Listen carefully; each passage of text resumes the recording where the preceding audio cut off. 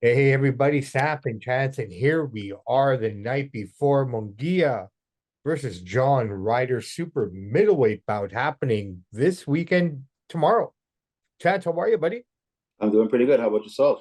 Can't complain, man. We're coming off the heels of a really cool, great interview that we did with a true Canadian legend. Your thoughts on it, really quick. Put you I've on the heard nothing but positive reviews about it. He's even told me that he enjoyed it. I don't think he's ever had an interview like that, which is surprising to me. As you said, he's a Canadian legend. So I think we're one of the first that I've seen to put him in a long form interview. And I thought he knocked it out of the park. And we had some good questions all around. It was great. You? Yeah, no, absolutely. The energy was great, and it was just really good to have someone who's accomplished all the things that he has and to see what he's done afterwards and the strides that he's made within his community and to help the youth and to help the less disadvantaged. We always talk about boxing legacies and stuff like that.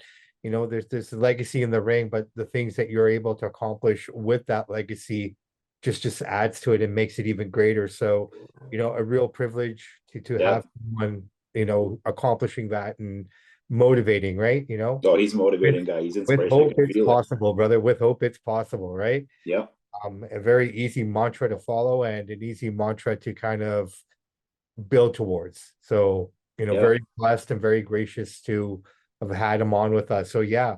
But that being said, we didn't have the opportunity to cover the fight coming up this weekend. So very quickly, Jamie Munguia 42-0 against John Ryder, coming in with a 32-6 record. Your thoughts, my man? Let's call this one round with Samp&Chance. Well, I always like to start off with breaking out the betting odds. So that gives you a rough idea where this is at. Munguia is almost a 4-1 favorite. He's minus 375. John Ryder's plus 275. So the Vegas Sharks are telling you Munguia should win. But I see it completely different. I actually think, looking at this fight and breaking it down more, I actually have Ryder by decision. He's been in there with better opponents. He's been in there with Callum Smith. He's been in there with, obviously, Canelo, who's an all-time great. He's taken big shots on the chin. He's been in there. He's tough. He's compact. Munguia hasn't been in there with the same kind of competition that Ryder's been in there with. And I know Munguia is probably a little more skilled, but there's something about this is telling me that Ryder's going to get inside. He's going to push him around. He's going to use his build. And I have Ryder split decision winning this fight in a long shot in the underdog. Plus 275, I'll be betting that. How do you see it? Well, brother, you took a lot of my thunder away because that's exactly where I was going as well. And the reason I'm saying that is first off, Munguia has always been known to have a very soft schedule. Yeah, it's 40, Very soft. no, but a lot of critics, a lot of people in the industry will say that his record is padded, like He's beyond only padded. ever had that one real challenge against Right. Dervyachenko So last and year. and his last fight against Sergey there, Yeah. Divchenko, he was pushed to the limits. And if Ryder fights the way he fought Canelo, I have, like you, I believe he can take this victory. It's not that hard to not believe it. Munguia is a talented boxer. We can't take anything away from him, but he defensively has weaknesses and he's not the most technical guy out there despite his record, right? Yeah. So, if he was challenged and he took that fight and, against Derevchenko, but reality is he was pushed a lot of inside boxing that he couldn't control. And that's what Mm-hmm. Ryder brings to it. Yeah, he knocked him down in the 12th round, Sergey, but the chin on this guy is just next level. So, he's just like a little bulldog that just keeps coming and coming. So, yeah, I'm pretty much in the same kind of frame that you are, that this is probably going to be, well, not probably, but I'm going to predict that Ryder has a good chance here. And let's And not forget, also, I thought Ryder he beat got Callum cheated. Smith. What's Well, that? exactly. I was just saying he got cheated against Smith, right? Yeah, it was very controversial. So ultimately, that's the way I kind of play this out, man. This week, Ryder's the underdog here. He's playing with house money. He's got nothing to lose. Mungie is the favorite. Well, he has a better record. I get it, but those are inflated stats. Now, maybe Mungie knocks him out the first few rounds. I won't be able to say that anymore. But until he beats a couple more up and coming, like a couple more top notch fighters, I'll have to side with Ryder on this one. And I yeah. don't really care who wins, but my prediction is Ryder's going to win. Well, I kind of care who wins, only for the fact that how this will kind of change the landscape or what the landscape of the super middleweight division can look like going forward, right? So, I mean, we can Well, talk. I have no dog in the fight. I'm not like a huge fan of either guy. I just want to see a good fight. So No, absolutely. Hey, same here. Like I said, we're boxing fans, so I mean, a fight's a fight. right? And sometimes, you know what? Fights that you don't have a dog in, brother, are the best ones. Yeah, unless Manny Pacquiao is fighting, I cheer for him. I don't make any no bones about that. But other than that, I try to stay as neutral as possible. Yeah, no, for sure, for sure. Absolutely. Plans for the weekend, my friend? What's that? Any plans for the weekend? Yeah, my kids got a couple hockey games. Royal Rumble's coming up, so busy weekend. Watch the Fantastic. watch the Ryder fight also, so busy. There you go. There you go, It's brother. on the zone. For everybody doesn't know, it's on the zone. It's in Phoenix. It's free. If you have a subscription to the zone, it's on there. If you can't There. watch a fight live, you can always just go back and scroll it through. So which I like that about the zone. Yeah, no, the zone is And this good. is Golden Boy and Matchroom here putting their fighters together too. So they came together here. De La Hoya's got Munguia. You got him a good quality opponent here. So some good matchmaking here. It's a good fight. No, I mean, as long as if we can keep getting these promoters to work together, we're gonna get good fights. Yeah. Speaking of good fights, very quickly, why don't we touch on it while we're here?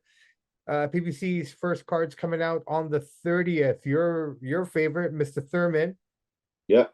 His he's head on got the card. Rolly, got Yeah. Rolly, and Is this going to be a pay per view? Is going to be a free card? I think it's. I'm assuming it's a pay per view, but I haven't heard.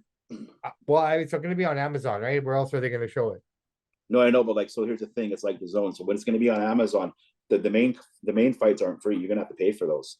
They'll do free cards. Like tomorrow, the zone's a free card, but they also have their pay per views. Yeah, So yeah, yeah. PBC is going to be the same thing. They'll have some free fights, but the big fights you got to pay for it. Yeah, I don't Free. know if this is a pay-per-view one or if they're just kind of launching it with like I think they're just launching it, but I'm not sure. So that's a good yeah. way for them to kick off the year. Well, I mean, once we Starting a know, little bit late in March, but it's getting there. well, once we know who Canelo's fighting in May, that'll probably be their first pay-per-view, right? So, Well, he is May 4th. He's fighting Charlo, the other brother. It's already set in stone. but there you go. Then go to Mile Weekend, T-Mobile Arena.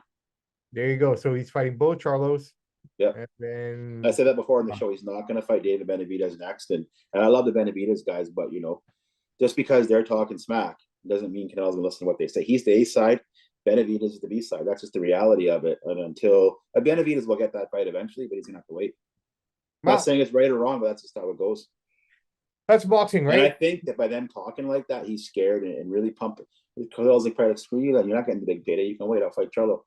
That's how these guys think, right? A lot of these guys. Mayweather did it for years, right? Canelo's taken the Mayweather playbook to a T. Well, that's it, right? I mean, it's a business at the end of the day, unfortunately.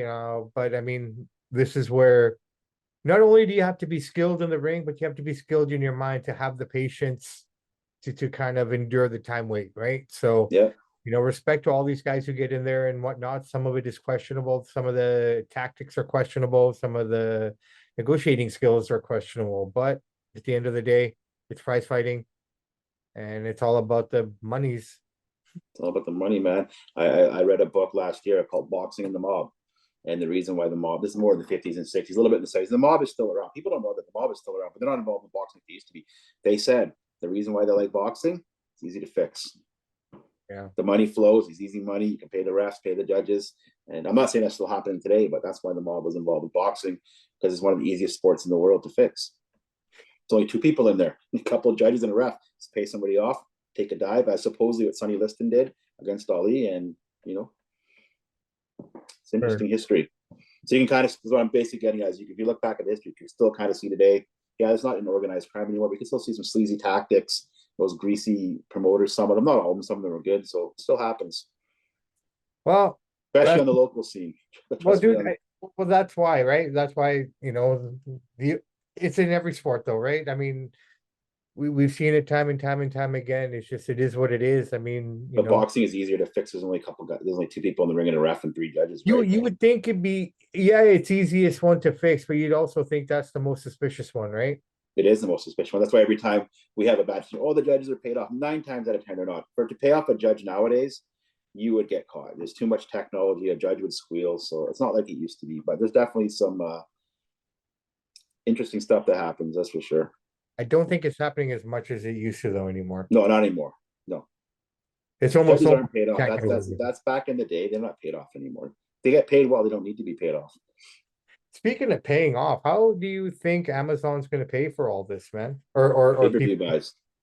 You think You so? got to buy the pay-per-view and ads, sponsors, ads, commercials. Yeah, it'll be fine. Be interesting to see.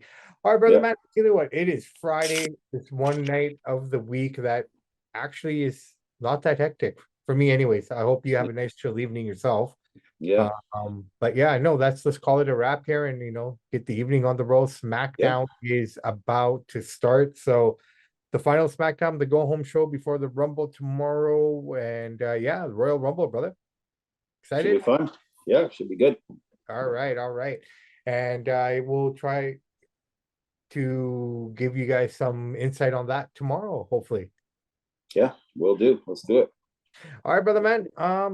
On that note, man, everybody, it's the weekend. So as we always say here, please be safe. Just be safe. Really, just do what you want to do. Enjoy yourselves. You got some football playoff happening this weekend. The weather's not that crappy. So just have fun, be safe. And, we just want you guys back here for Tuesday. Everyone, I'm Bobby Sam. He's Chance Michaels. And the words of the great AC/DC, those that download, like, and subscribe to the podcast, we salute you. We do salute you. All right. On that note, in the meantime and in between time, that's it for Samp&Chance. Everybody have a great weekend.